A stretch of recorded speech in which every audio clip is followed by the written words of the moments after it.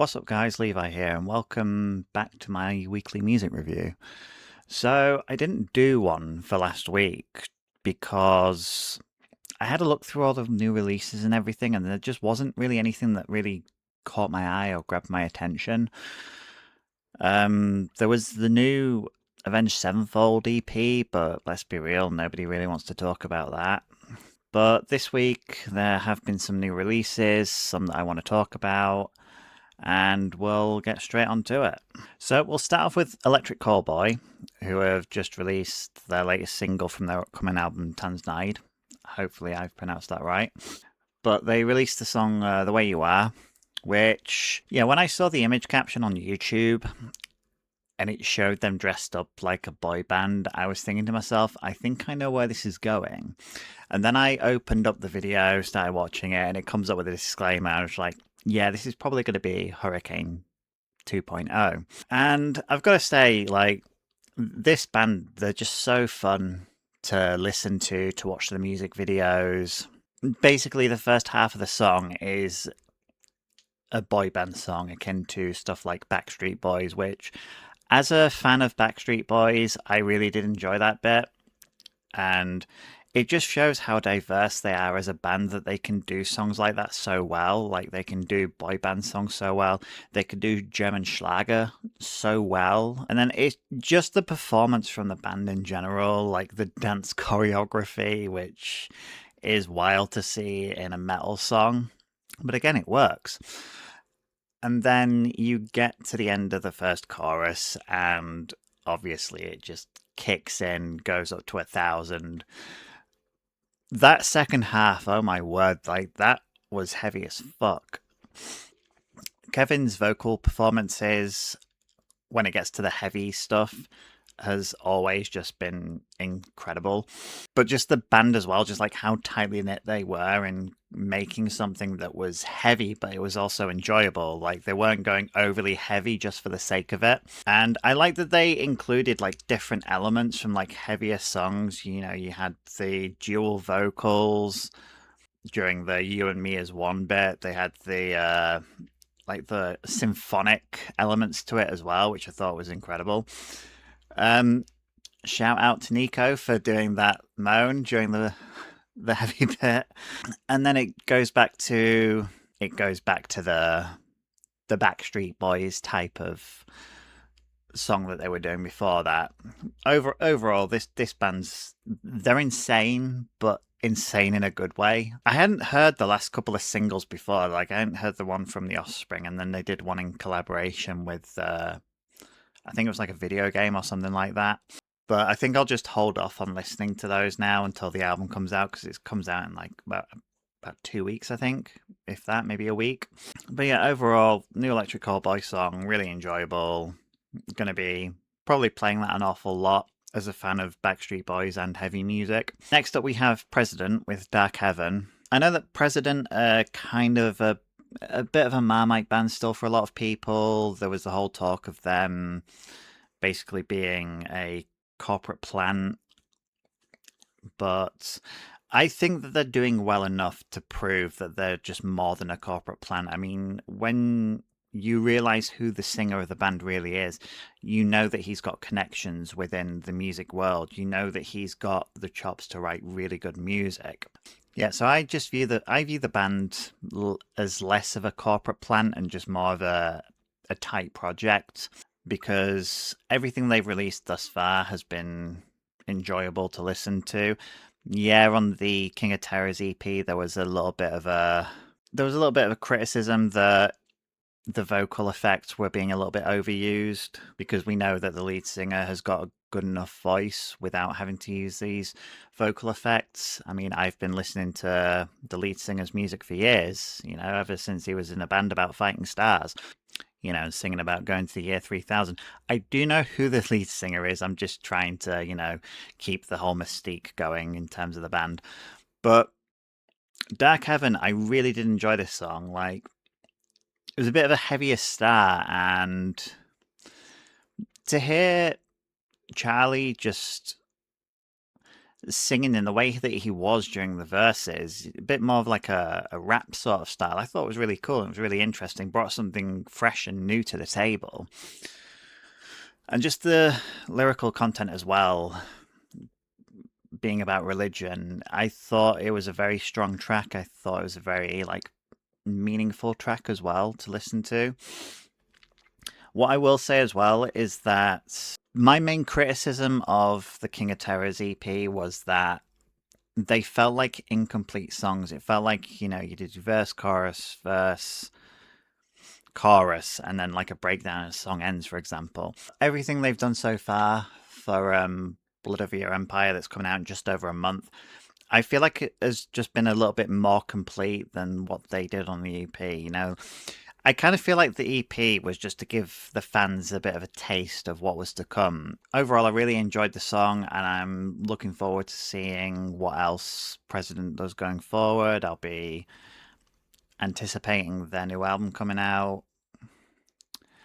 And yeah. So the next song that I want to talk about is from a band called Iridium. So the song's called Endgame. Now, Iridium are a bit of a less well-known band who hopefully do get some traction going in the coming years, because this band is really good. Their EP that they released last year was phenomenal. You had songs that took like elements of Architects, and there was a breakdown on the album that really reminded me of like an early Sleep Token breakdown.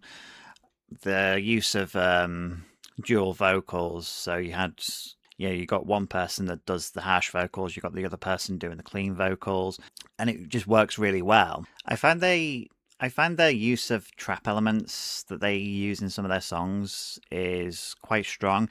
It's not something that kind of is put front and center, for example. It's not something that is like in your face. I think it's something that they use really well. It just gives me a feeling of like one of those songs where if somebody was to ask what would you consider some of like the best metalcore songs, if Iridium keep going in the direction that they're going, they could very well be in that conversation, especially with them being a UK band. Because when you think about UK bands of this genre, it's mainly Bullet for My Valentine and Architects, for example. Whereas I feel like if they keep going and if they keep their momentum going as well, they could definitely be in the conversation along with those two bands. But I'm not sure if it's part of like another EP, if they're going to drop an album or anything like that. I'm going to have to go research into that. But based on what I've heard from that song, I'm looking forward to seeing what's coming. Hopefully, a lot more stuff in the vein of that, in the vein of their previous EP, but maybe like with maybe some slight alterations, slight differences, just to keep things a little bit interesting. And yeah, overall, I would say that Iridium Endgame is a very good song, and it's something that I think is going to be on repeat for me for quite a while. Now, finally, this is going to be a bit of a left turn. So, in terms of music, I'm into all sorts of genres of music. I can listen to Lana Del Rey one minute, I can listen to Slipknot the next, I could listen to Billie Eilish one minute, and then I can listen to Paradise Lost the next. My music taste is very like broad. I could listen to country one minute, I could listen to doom the next. So another project that I want to talk about is the latest release from Logic. Now, Logic, I had this big rap phase a few years ago where I was just completely listening to rap. It was always like Eminem, Logic, J. Cole, Kendrick Lamar. But Logic was by far my favorite rapper at that time. He had a little bit of a retirement that lasted maybe about a year and then came back. And ever since then, his work's been decent. I really enjoyed Vinyl Days. I thought College Park was all right. I just thought that the spoken words and the interludes, it just kind of took me out a little bit. But he's released basically a Paradise Records compilation. So basically a bunch of songs that were recorded at the time of making the album. Some songs have been sort of taken from other projects that he was doing, such as I think it's the Ballad of Rooster Jenkins, something like that. And then from Magic as well, because it was supposed to be a Madlib and Logic collaboration album, but that never really saw the light of day. I think you can get it on SoundCloud or something. But yeah, I was pretty hyped to see what Logic was up to nowadays. So the album opens up with Slob, which I think sounds very much like Supermarket style music. I know that Supermarket was a bit of a controversial album for him to release, but it's nice to see that he can still make songs like that and do them in quite a good way as well. I thought Slob was just a pretty okay song. Then the next song is FOMO, which I thought had a bit of a drum and bass sound to it, but I wasn't sure about the vocal effects. I thought the vocal effects were a little bit. It kind of took me out of it a little bit. Then you had Raiders of the Lost Ark. Now, this is more the Logic that I'm used to listening to, a bit more of a hip hop style Logic. I do like Madlib's production on this track. I thought that it, up until this point, it was definitely the strongest track out of the three that I'd heard.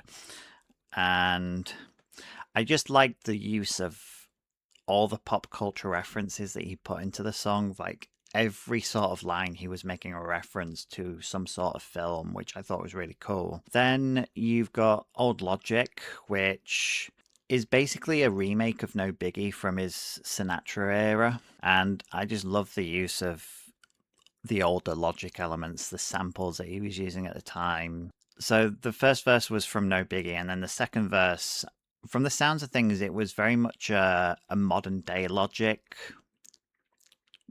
basically like trying to be the old Logic, which I thought was pretty cool. It kind of reminded me of like elements of Death of Slim Shady, where you've got modern day Eminem rapping, and then you've got the old Slim Shady rapping as well. I thought that was pretty cool. That ended up being the strongest song so far in the album for me. Then you've got A Man Free, which was just okay. I think it's kind of more in line with his later stuff where he's kind of like singing a lot more instead of like focusing completely on rapping. But yeah, it was just okay. Then you've got Supreme, which Supreme was okay. Like the first verse was decent, but then I just thought the second verse was just a little bit weak. Not really much to say about that one, to be honest. But then the next song, which I'd already heard before this project came out, which is Catch Me If You Can, I think that is by far the strongest track on the album, especially with what is to come later on the album as well. This is the sort of song that could have been on a bit of an earlier album. It could have been on Incredible True Story, for example, and it would have fit. I love when Logic is basically using those boom bap elements, basically the older style, because when you think of Logic, you think of the Sinatra, you think of Under Pressure, you think of Incredible True Story. Like that Logic for me was peak Logic, as much as I love his trap stuff with Bobby Tarantino. But the other thing as well is that this song just felt like a full song. So ever since Logic came back from retirement, it feels like all of his songs almost are just kind of short. Now, it might just be a case that he's focusing on quality instead of quantity. He could add a third verse onto one of these songs, but it might just not be good enough. Like, I think he's just trying to keep everything a little bit tight and just really focusing on, making good music, using good lyrics, which is why I think a lot of his songs are short now. But Catch Me If You Can, it just felt like a full song. It felt like a complete song. Then next up, we got Tokyo. Again, very strong song. This sort of song, I think, could have been on No Pressure. It's just a fun, short song with fast flows, essentially, which, if you've listened to any of Logic's projects, you know that he's good with the fast flows and rapping really quickly.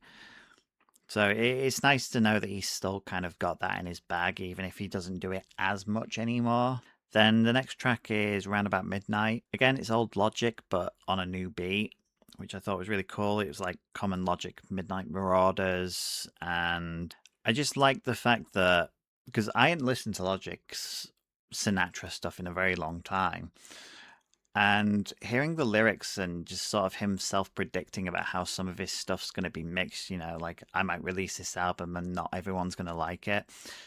I think rings really true because when you look back at his discography, everybody loves the first two albums, but then everybody got a mixed reception along with Supermarket. Some people really loved Tarantino, some people really just wanted Logic to make Under Pressure again.